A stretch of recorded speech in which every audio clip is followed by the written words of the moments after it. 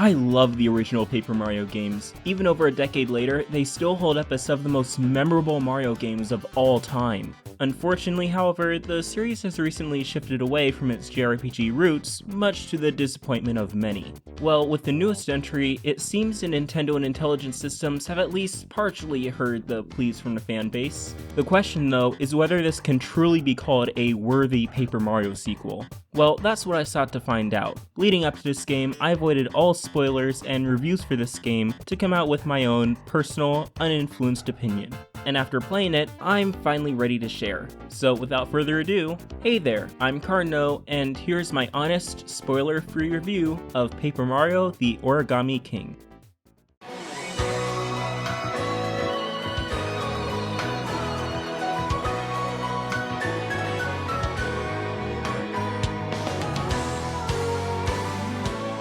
Before I list my pros and cons with this game, I want to make a couple things transparent. First, as I mentioned before on this channel, I never played Sticker Star or Color Splash, so everything beyond visuals is a relatively new experience for me. Secondly, as per my spoiler policy, all gameplay shown will be from the first 3 hours of the game, as well as snippets from the first chapter boss. I tried to strike a balance between showing gameplay context and respecting spoiler preferences, so I hope you understand if some things referenced here just aren't shown. That being said, let's start out with an easy plus. This game is straight up gorgeous. I saw gameplay of the previous game and thought it was impressive, but something about this style is almost breathtakingly beautiful. Everything from the magnificence of Peach's castle to the sketchy stores of Toad Town just shines with color and charm. And that goes double for the music. There are so many memorable tracks here, like the numerous different battle themes that play throughout your adventure, and the majesty of the music that plays on the title screen. This game's soundtrack is simply remarkable. If you ask me, the presentation in this game outclasses all the previous entries. This truly feels like a next-gen Paper Mario. But now that we've gotten the elephant out of the room, let's talk gameplay. Looks aren't everything after all. And we'll start with the battle system. Now, looking at the trailers leading up to this game's launch, I was afraid that the game would be a gimmicky, tiresome system similar to what Color Splash had. After all, it seems that whenever Nintendo shakes up their formulas, it's usually a roll of the dice whether it's actually an improvement or not. However, after finishing the tutorial, I found myself having a good time. The puzzles have a smooth difficulty curve, especially as you get later into the game, and they were all really satisfying to figure out. As a refresher, the way the system works this time is that you need to position enemies in advantageous places in order to either jump on them or hit them with your hammer. And later on, it'll really start to matter how you plan your enemy placement because certain enemies can only be defeated using certain methods. Now, you don't need to solve these puzzles in order to fight, but you really want to because if you succeed, you get a 50% attack bonus. It actually got to the point by the end of the game where I was often paying hundreds of coins every battle in order to extend my time limit. Luckily, however, this isn't too much of an issue because, like with the previous game, your coin supply is essentially infinite. The next thing I want to talk about are the badges, or lack thereof. You see, watching the trailers, I thought items like the shiny and metal boots were simply badges that you equipped. But nope, these are expendable items that give you more powerful attacks or give you certain advantages. This means that when you equip boots that let you stomp on spiked enemies, they're a separate attack from the default stomp. I learned that the hard way when jumping on a Spiny to initiate combat. Now there are accessories which kind of resemble badges from the older games, but all they really do is provide handicaps like extra time to solve the puzzles or decrease incoming damage. All the other aspects of combat, however, are taken straight from Paper Mario 64 and TTYD. You can once again jump on enemies in the Overworld to gain the first strike advantage, you can time your attacks for greater damage, and you can block incoming attacks to decrease the damage you take. It's a shame the Super Block didn't make a return though, it would have been nice to see it back. Overall though, it's a really fun and satisfying combat cycle that gets more challenging the further you get into the game. I know some people will prefer TTYD's system, but personally, I like the puzzle-based approach here. It's just a shame that it's all optional. As I feared going in, there's no XP in this game, and leveling up is almost solely story-based. This means that technically there's no benefit from battling other than gaining confetti, more on that later. However, because you'll almost always be using your basic boots and hammer, which don't break like the special items, It really isn't a pain to spend a minute or two battling a couple enemies every now and then. Again though, it really will depend on how much you like the ring system, I just happen to enjoy it.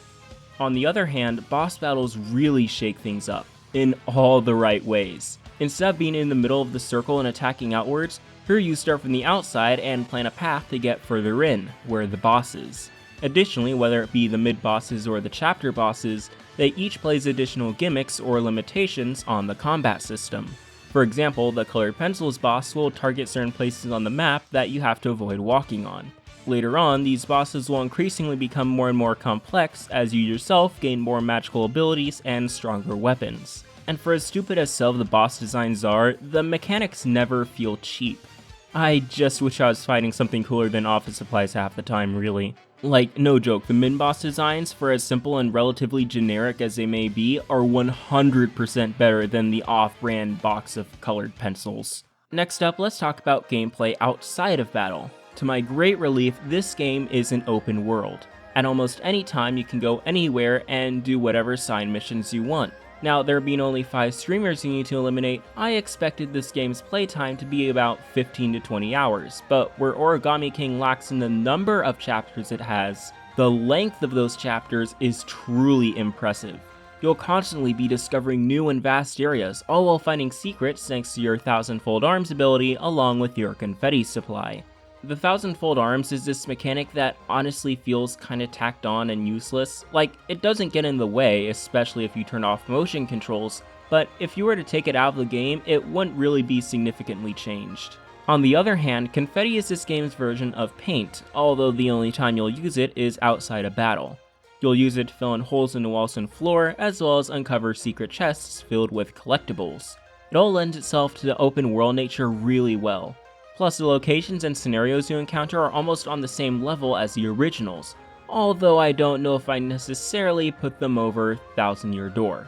I suppose if there's anything I'd really like to complain about with the general gameplay, it's that the game is terrified of leaving any player behind. Are you struggling with a puzzle? After only about 2 attempts, the game will make itself significantly easier, or sometimes Olivia will just straight up tell you the answer. It got frustrating at times because it almost felt like the game was so eager to keep moving forward that I couldn't appreciate the challenges it threw at me. At other times though, especially near the beginning of the game, it feels so handholdy that it seems you never get anything done. I'm pretty sure Olivia explained the combat system to me 3 times at least before she finally let me do a full battle on my own, and it got frustrating pretty quickly. Especially for the end though, she gets a lot more quiet and lets you make a ton more mistakes, which I appreciated. Now, as for the main plot, I won't spoil anything, but I do think it was alright. I'd still say the originals are better, but what's here is appreciated, especially since I was afraid going in that there wouldn't be any of it at all. Even the partners are pretty distinct in their personalities, even if their designs aren't the most original. For example, Olivia, who is obviously the main partner, has a nice personality, being kind of ditzy and naive, which comedically contrasts with the other characters you'll meet on your adventure. I will say though that some definitely outshine the others. Those who have played the game will definitely know what I mean. I guess the main thing I miss is that you don't get to see what happens in between chapters, so it's hard to really see any depth in King Ollie. At least he does have a backstory and motivation, however minimal, and the action scenes do feel really cinematic at times. That goes back to the presentation aspect I was talking about earlier. Plus, the story isn't afraid to make 1 or 2 more serious and emotional turns, while at other times producing some of the funniest writing in the entire series. Not all the jokes land, but I did find myself laughing out loud more than a few times. I was pleasantly surprised with the writing, although the ending did leave me with mixed feelings. In the end, Origami King is a lot better than I thought it would be. I came in expecting a mediocre adventure game with the face of the series I used to love, but what I got was an exciting and captivating adventure that kept me excited until the credits rolled. And with a 25-hour adventure like this, that's quite a feat. All of the issues I have with this game do matter, and should Nintendo develop a sequel in the next few years, I definitely want them fixed. But for what it's worth, I like the direction the series is headed, and I can't wait to see what comes next. It may not be a Thousand Year Door 2, but I can confidently say that it is, at least for me, a Paper Mario 4. This may not be Game of the Year, but I can definitely see myself playing again in the future. And with that in mind, I give Paper Mario: The Origami King an 8.5 out of 10.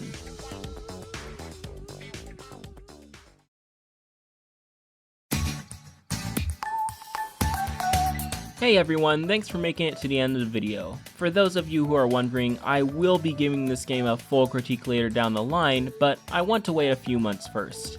There are quite a few specifics I couldn't mention here, so I hope you'll join me then. In the meantime though, make sure to like and subscribe if you enjoyed, and until next time, thanks again for watching, and I'll see you in the next video.